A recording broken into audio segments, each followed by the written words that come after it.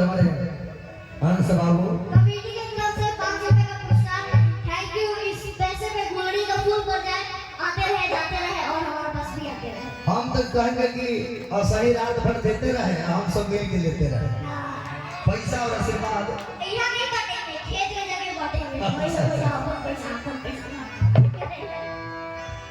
कभी कभी वो बैगर डिलीवरी जो आपको बांटना है सुपर। ओह बोले बोले गाना गाना जब बहुत सरकार बोलना कि कुहू कुहू बोले ले कोयलिया सब सोर होता जाल बका तमिल की जगले सूरज देव छग में हुजूर होता। अरे तोर संग करे खबरे भगवान के झूठा ना होइले। मान लीजिए आप लोग को बोले बाबू से हो रहा है, तो आप लोग को क्या करना होगा? हाँ बेपत्थर समझ गए ना? अपने अपने रास्ते में लेके अपने नहीं खा जाना है। अच्छा। बोले बाबू कुछ अर्पित कर देना है। साथ साथ में दूसरे नंबर पे कहाँ जाता है वो भी कर दीजिए। अच्छा अच्छा ठीक ठीक चीलम हाँ वही पॉकेट मारनी चाहिए। कुहू कुहू बोले ले कोयलिया सब सोर होता। लाली लेके उगल सूरज देव जग में सोर होता। कुहू बोले ले कोयलिया सब सोर होता। लाली लेके उगल सूरज देव जग में सोर होता। क्या बात है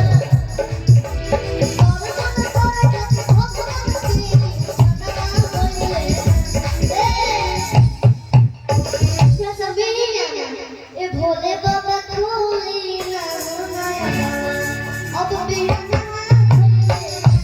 भोले बाबा खोली ना क्या बात है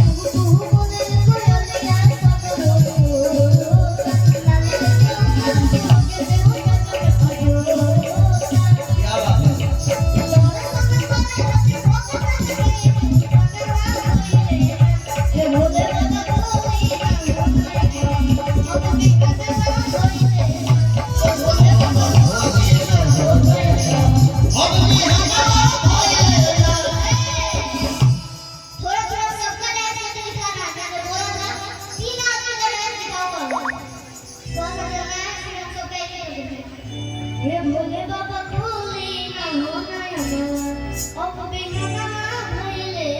पहले मेरा देखिए भोले बाबा खोली ना हो नया अब बिना ना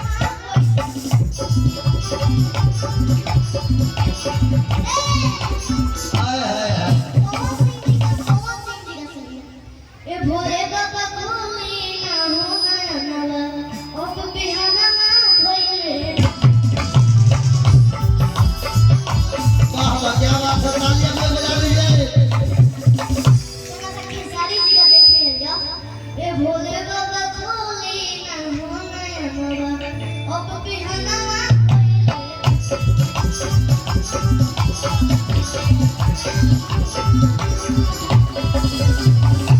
अच्छा परमोद भाई ने गाना सुन लिया क्या?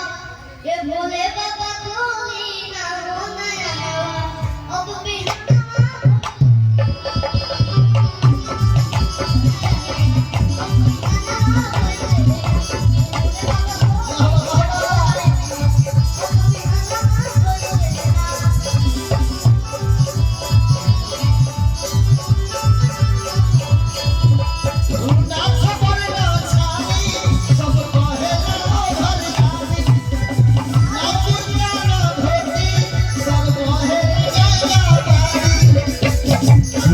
राजा राजा हो दिल राजा राजा